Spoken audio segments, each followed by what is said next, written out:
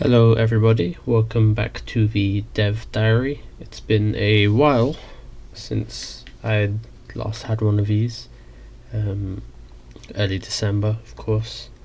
Don't have too much in the way of updates, but I'll show you what we got so far. So we are just about ready to start implementation for our final project, which is a Coven of Cards. Here is the logo. I drew this myself.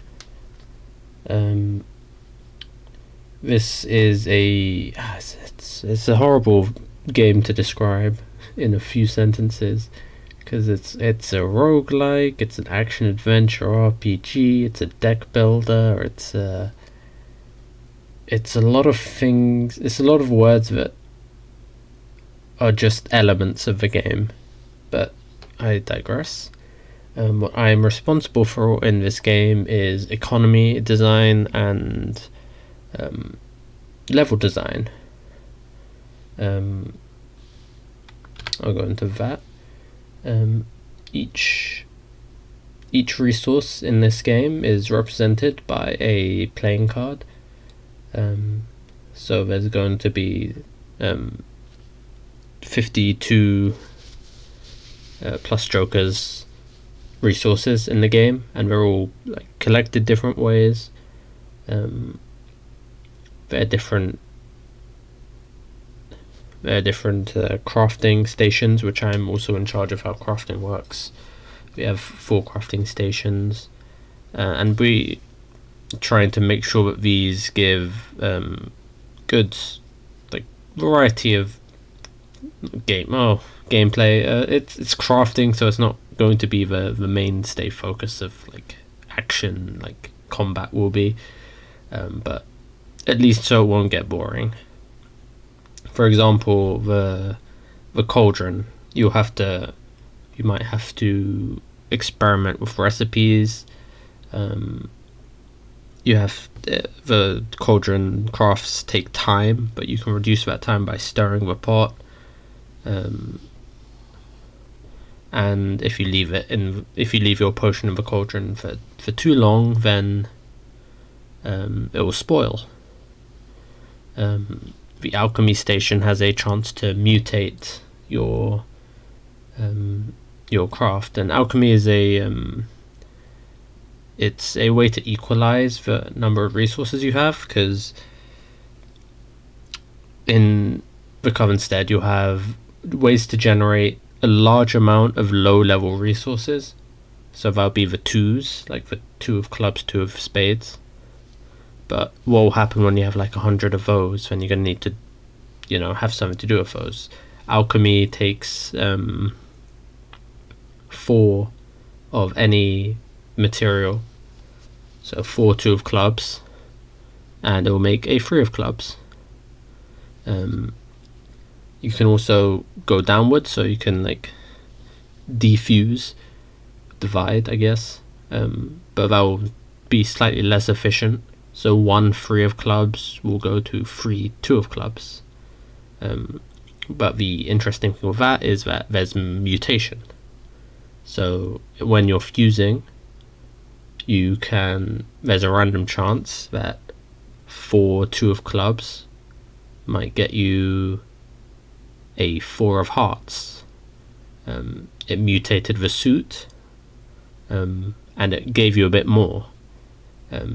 That's just so that the player doesn't feel hard done by my entire plan rested on getting a 3 of clubs here. I needed a 3 of clubs, and while that plan is ruined still, you do get a large value, the value of your resources has increased. You can artificially induce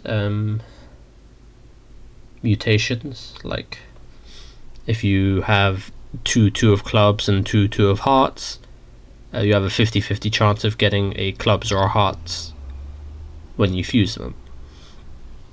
But this won't get you a bonus of anything because it's planned.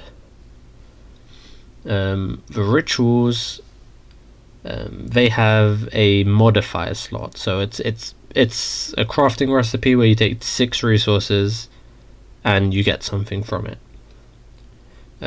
And 5 of those resources are set in stone, but the 6th resource is a modifier. So if that modifier slot asks you for an 8 of hearts, you can choose to put in an 8 of clubs, and then it will change the result to a clubs, or have a chance to do that. Or you can, if it asks for an 8 of clubs, you can give it a 6 of clubs. That's a weaker resource. It will give the ritual a chance to fail, because you're not sacrificing as much as the ritual requires.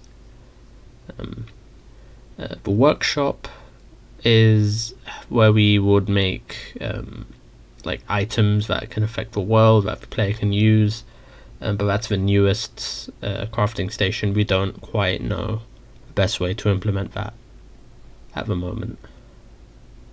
As a offshoot from that, I'm mainly on UI design. So each of these crafting recipes will have a crafting screen with different item slots, a way to like see the player's inventory, a way to see like the crafting station inventory, stuff like that. And Coven Automation. This is a game about witches, so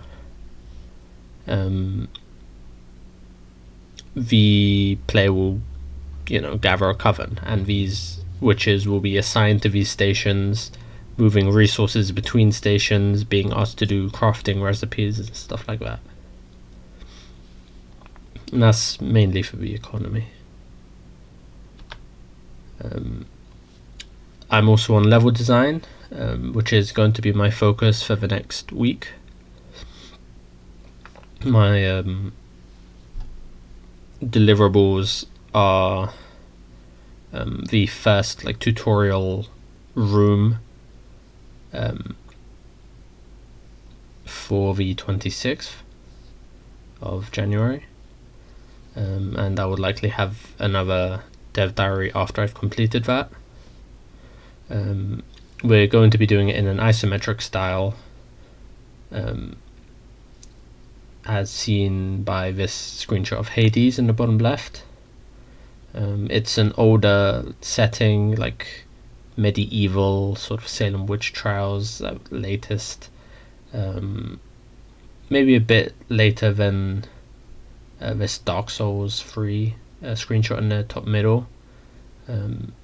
But I put that there because it had a cauldron in it, which is pertinent to the setting, of course. And this picture of Oblivion in the top left. I'll be using Pro Builder to get a block out of a room, maybe some isometric paper to sketch out what I would want from this location. And once I have a block out, I'll be scouring the Unity asset store for any free assets that I could find. And anything that is really niche and really custom, I could 3D model myself. But that's a last resort. I don't have the professional capacity for. I can't make professional quality models. Yeah, that's the words. So yeah, that is the update.